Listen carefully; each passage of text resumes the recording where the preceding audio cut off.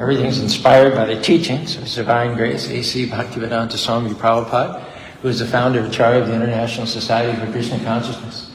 Om Aganati Marandasya Ganangana Saladhyachat Surin Miritam Yana Tashmai Sri Gurave Namaha Sri Chaitanya Manobhistam Stapitam Yana Bhutale Swayam Rupa Karamayam Dharati Swaparantikam. Decided to entitle our talk today, Your History with Krishna, or Your History with God. So when you look back over your life, we're asking you tonight, consider to some of the things that you faced that at the time, you didn't think you'd make it through. That obstacle was so large. That breakup broke your heart so badly. The medical report was so negative. You did not at the time see a way. But hey, here you are. So I'm assuming that God turned it around.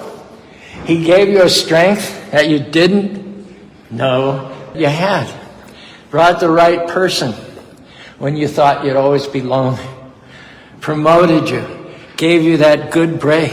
Things fell into place. Now, you're further along than you could have ever imagined. Our message today is that wasn't a lucky break. It wasn't a coincidence. It was the hand of Krishna or God.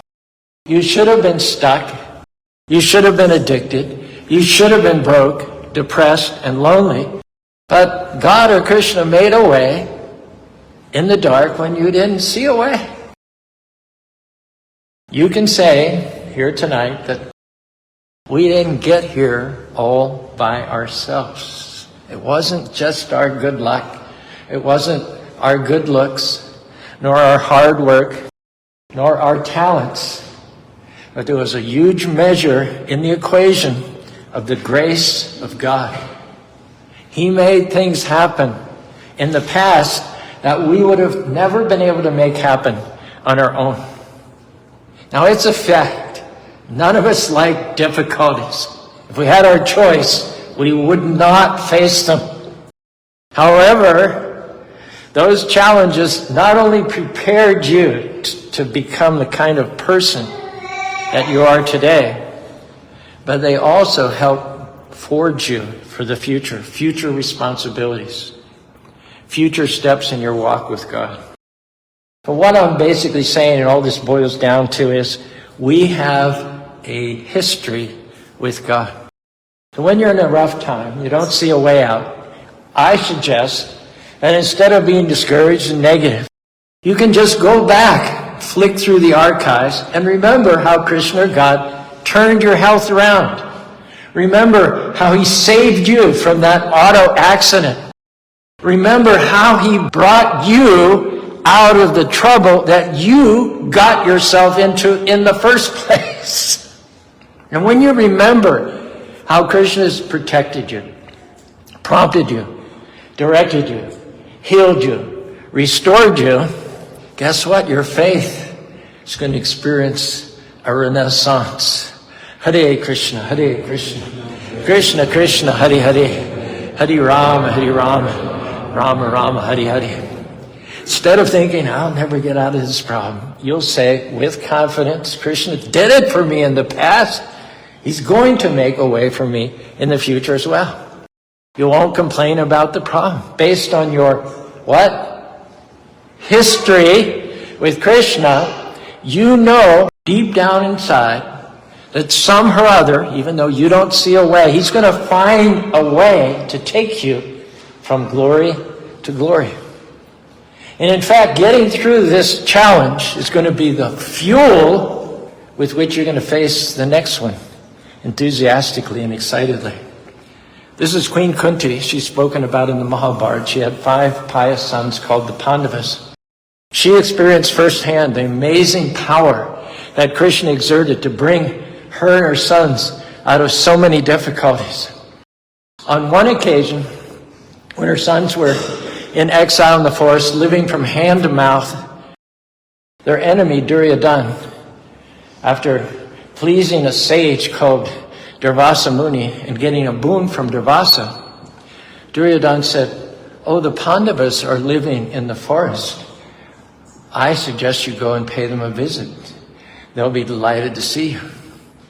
Well, what Duryodhana knew was that Durvasa is an incarnation of Lord Shiva, and he definitely has an anger management issue. If Durvasa curses you, not only you, but future and past generations will also be burned to fire. So Duryodhana knew that when Durvasa went to the campground of the Pandavas, they would not be able to offer him a customary meal. He also knew that wherever Durvasa traveled, and this is the kicker, he went with 10,000 disciples. So Duryodhana said this mercurial, irascible sage to the poor Pandavas with 10,000 disciples after having gone a long hike and arriving in the campsite hungry and grouchy. So, what happened? How do you feed 10,000 sages when you're living hand to mouth in the forest and you don't get any advance notice at all? Duryodhana, in fact, he did one extra thing to show you how diabolic he was. He told Durvasa that I'll send a messenger a day ahead so that when you arrive, the Pandavas will be all ready to have a beautiful lunch for you. He didn't do that. Pandavas had no notice. Nothing was prepared. So all they could do when this entourage showed up was just stall for time. They said, well, let us lay everything out, and in the meantime, you go to the river with your disciples and wash your hands and get ready. But when the sages went down to the river, "Krishna, save us! Hare Krishna, Krishna Krishna, Hare Hare, Hare Ram, Ram Ram." There was nothing they can do. Can anyone think of anything? If you were in that circumstance, can you have any brilliant ideas? Feeding 10,000 disciples in the middle of the forest?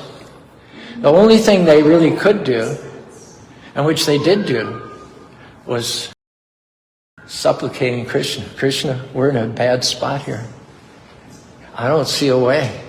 But Krishna, you can make a way where there isn't a way." And not only will you do that, and have you done it for in the past, but you always do it in a really clever, almost humorous way. The Lord moves by mysterious ways, his wonders to perform, plants his footstep on the sea, rides upon the storm. Deep and unfathomable minds of never-failing skill, he treasures up his bright designs and works his never-failing will. So in answer to their cries, Krishna appeared and he said, "What's the problem?" They said, "Well, we have to feed these sages or they're going to curse us to die, and we've got about 15 minutes to do it." So what would Krishna do? He said, "You've had your lunch recently?" They said, "Yeah, we just had our lunch." "Is there any morsel of vegetable left in the pot?" Said, "I doubt it." He said, "Look and see."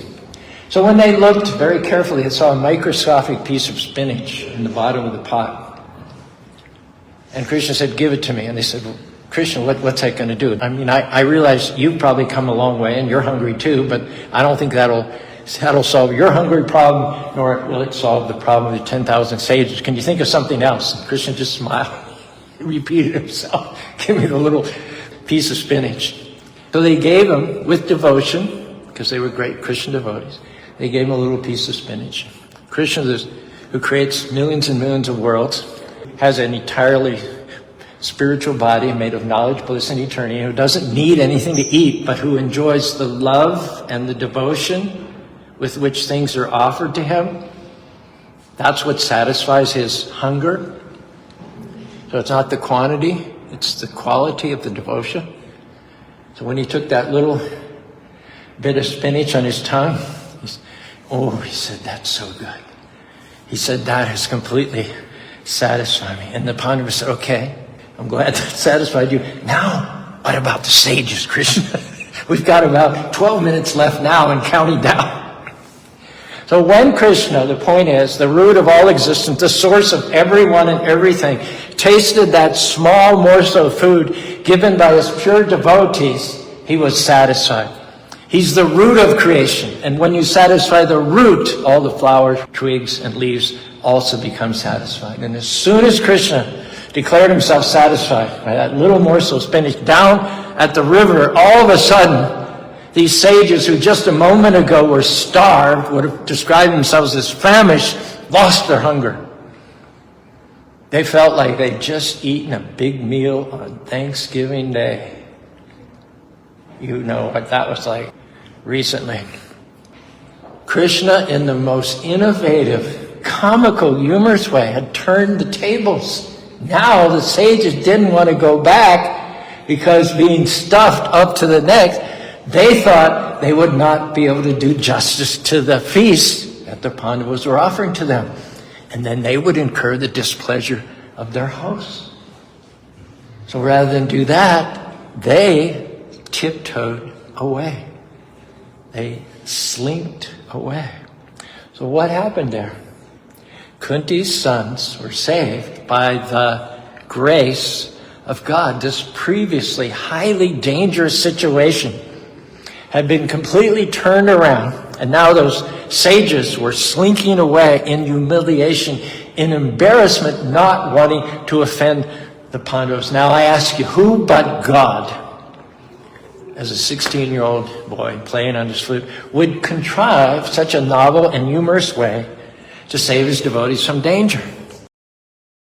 Just like with Kunti in our lives, when things look impossible, you don't see a way, you can still stay encouraged by remembering what Krishna has done for you and done for other devotees in the past. These stories are meant to give us courage in the face of adversity. And in our own lives, if we flip back through the archives, you've seen in your own history, with your own eyes, the times that Krishna God made a way when you didn't see a way. You thought you were stuck, but Krishna opened the door.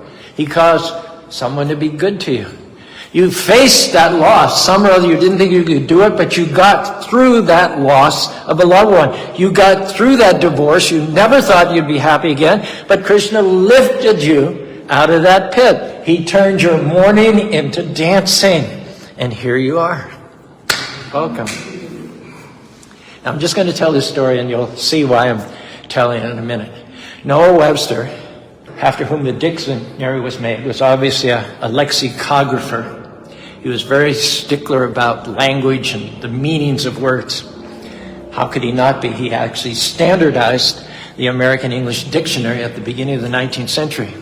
He was very particular about the exact definition of words. So one day, his wife opened the kitchen door and discovered Noah Webster kissing the maid, hot and heavy, we'd say nowadays.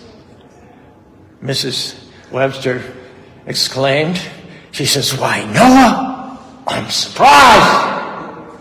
He said, "No, my dear, we're surprised. You're amazed." Surprise refers to the unexpected. Amazement means to be made speechless, astounded at what you see.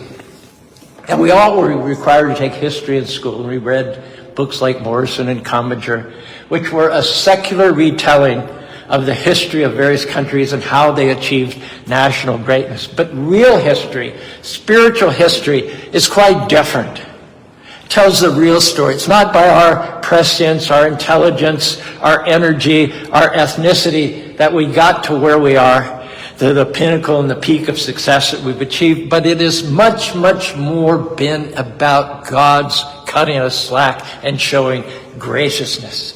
Spiritual history is much more full of surprise and amazement. It's much more like comedy than it is tragedy. The way Krishna or God conducts history for his devotees is with unexpected occurrences, righteous humor, unanticipated twists and turns of plot, astonished laughter, and supernatural miracles, sleights of hand.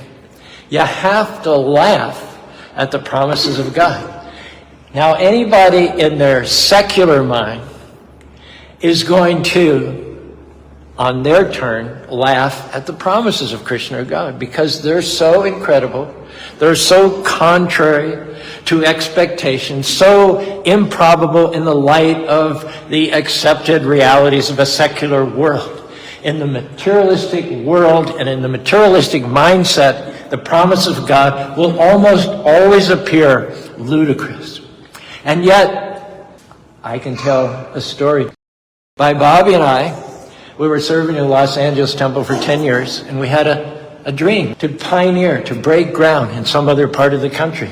Against all logic and reason, Krishna inspired us to start a temple, and of all places, Spanish Fork, Utah. There were no devotees here. We had no resources. We had no land. And even the Indians, who are natural allies, were almost non-existent in the Utah Valley back in the 80s. There were a few North Indians in Salt Lake City, but none down here. And not only that, 90% of the population in Utah Valley is of another religion. Now, they've written books since the 80s about what it takes to plant a church in a new area. One of the first things they say is go door to door, do some sort of a survey, and if 60% of the people are not church going, then you can take it the next step. You may have a chance to plant your own church in that area. What would the authors say that if you came to an area where 90% of the people are church going, not only that, they're all the same church? What would be your odds? What would be the chance of success? Probably less than 0. There are books about the science based on research and development and experience. They would say, the experts, the talking heads would say, it's impossible to plant a new church in an area where more than 50% of the people are church goers. Further, more so impossible to plant a church where you have no prior members existing. No one's calling for you to come there and help them out by building a church. It's also impossible to do any of the above two without outside resources and help, which we never got. Therefore, this building in which you're sitting should not have ever happened. It defies all the research. It defies all the data, all the talking heads, all the expectations. The actual reason this church is here is because God has a sense of humor. He's a prankster. You just have to laugh in what? According to Noah Webster, both. You don't have to choose between surprise and amazement. You can experience and enjoy both surprise and amazement at the unexpected, the unanticipated, the impossible. In the face of that, you can be amazed, speechless, and astounded. When tourists walk through the door and they ask, how in the world did this Hare Krishna temple get here? I don't give a detailed answer. The truth is that Vi and I, when we came from Los Angeles to Spanish Fork to plant a temple, we had no idea what we were doing. We could tell you right now, yeah, we had it all planned out. We'd be lying to you. We were like the Keystone Cops. We were like Charlie Chaplin, fools rushing in where wise men would fear to tent. But the reason that there's a beautiful temple in Spanish Fork, not only that, but another beautiful temple in Salt Lake City, had nothing to do with human greatness or Vi and my talents and abilities. Not that we don't have talents and abilities, but that's not the reason it happened. It happened because of the graciousness of God, who bypassed the experts, the learned, the high, the mighty. And he works with the fools, the dreamers, and the outcasts. That's the stuff of Kame. Krishna established a world-class temple in Spanish Fork, Utah, because he's a prankster. He did it because no one would have ever expected such a thing, and everyone would get amazed and astounded at the otherworldly power and the goodness of God. Applying this to our own lives. When you face tough times and your dream seems to have receded out of reach, and every voice whispers to you, it's never going to happen. Try this. Hare Krishna, Krishna Krishna, Hare Hare, Hare Rama, Rama Rama, Hare Hare. Go back and replay your victories. Relive the times Krishna made a way. Remember how he put you at the right place at the right time. You met that person and fell in love. Remember the birth of your first child. Remember how Krishna spared you from that horrible accident on the freeway. Because if you're going to reach your highest potential, you have to learn to remember, review, your past history with God. Remember not only that he protected you, but how he surprised and amazed you in the process. When you go through your day, constantly thinking about Krishna, God's goodness, how he's protected you, vindicated you, and promoted you, not only will your faith rise in your heart, but you'll live your life with an attitude of excitement and expectancy that then allows God to jump in and do even greater things in the future. Hare Krishna, Hare Krishna, Krishna Krishna, Hare Hare, Hare Rama, Rama Rama, Hare Hare. We will arrive at the destination where we are meant to arrive on the stepping stones of Krishna's grace. By Krishna's grace and not by our own talents and abilities. We have to use those, but ultimately it's God who has the last word. And we will arrive where we're supposed to arrive only by the grace of God. We don't have to have it all right, worked out. We don't have to have it perfectly analyzed. You just have to have a right heart.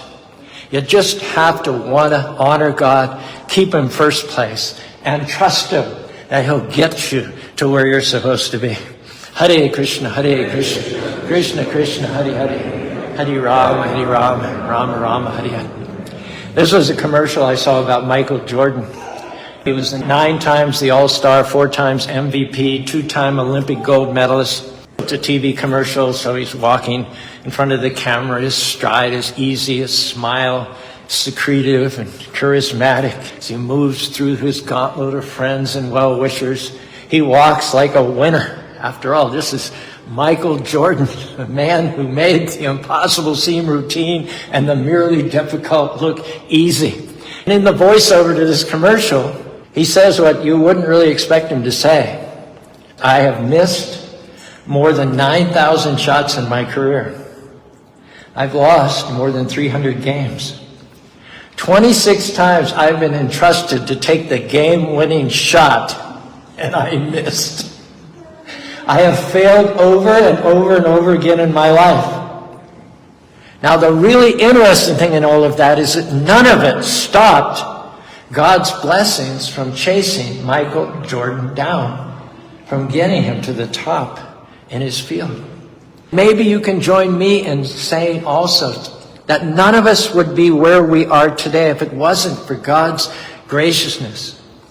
Some of the things that we've done, the crowd used to run with, the inattentive driving, the temper tantrums, the disrespect we've shown, the false pride, all of that or any of that should have taken us out. But Krishna showed us his grace, not once or twice, but again and again and again. Those weren't lucky breaks. They weren't coincidences. They were Krishna, God, directing the steps, putting us at the right place in the right time, or keeping us from being in the wrong place at the wrong time. And when I think about all that is taken to get me to where I am right now, standing before you today, it makes me want to burst out singing the name of the Lord in awe, surprise, celebration, amazement, and thanksgiving. When you recognize what God has done, that all through your life there has been his hand getting you to where you need to be, then it's automatic to honor God. It's easy then to be grateful. Hare Krishna, Krishna Krishna, Hare Hare, Hare Rama, Rama Rama, Hare Hare. You know when you've got God's name on the tip of your tongue that you're living in a grace house. You know that you're passenger in a grace car.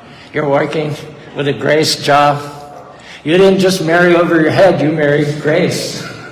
Maybe you felt you were about to have a nervous breakdown, but grace showed up. You should be depressed, but grace turned you around. You could be in prison, but grace kept you out. Perhaps you even tried to take your own life, but grace kept you alive. Grace gave you that baby. Grace gave you that idea. Grace opened that door. Don't take grace for granted. Keep grace in the forefront of your mind. Hare Krishna, Krishna Krishna, Hare Hare, Hare Rama, Rama Rama, Hare. Prabhupada says in the purport of the Bhagavad Gita, one should unhesitatingly accept Krishna as the supreme savior of all living entities. With faith and love, one should surrender unto him. There was a story about a minister. He had a strange dream. He dreamt that he died and he was trying to get into heaven. And when he approached the pearly gates, St. Peter told him he needed 100 points to get in. Probably the minister said, well, I was pastor for 43 years. St. Peter said, that's 1 point. Is that all? Yes, sir, said St. Peter. He said, well, I visited a lot of shut-ins. St. Peter, that's another point. Pastor said, I work with young people. He said, you're up to 3 points. He said, I developed a number of excellent scout programs. That's worth 1 point. You have 4 points now, you need 96 more. So the minister said, oh no, I feel so inadequate. Except for the grace of God, I don't have a chance. Peter smiled and said, grace of God, 96 points. Come on in. The sooner that we surrender our will to do God's will, the better off we're going to be. You're not giving up anything. You're gaining purpose. You're gaining destiny. You're gaining meaning. You're gaining direction. You're gaining a life more rewarding than you could ever imagine. We're going to finish off with Queen Kunti, with whom we started.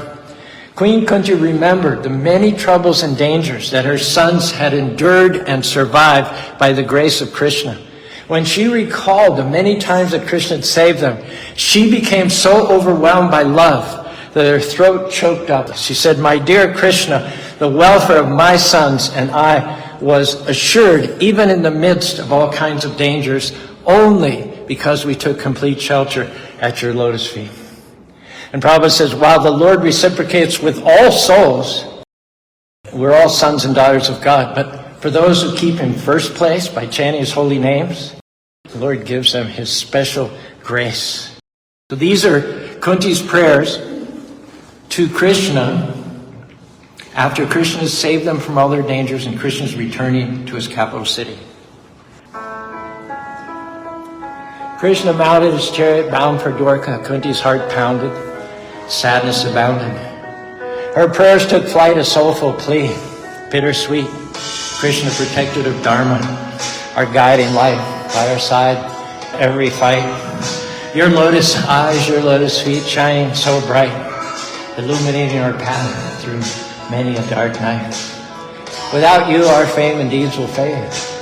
Pandavas and Yadus in sorrow's shade. Your footprints grace our kingdom's ground.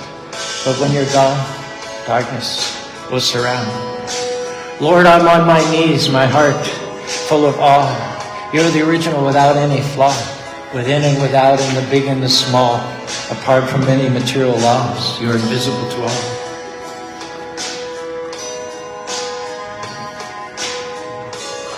Kunti's prayer was soulful plea. In trials and triumphs, your grace we see. Devotion's path sets us free as the Ganges rushes from the high Himalayas to the sea. Let our love, Lord, flow to your lotus feet. Retracing our steps, you saved us from poison cakes.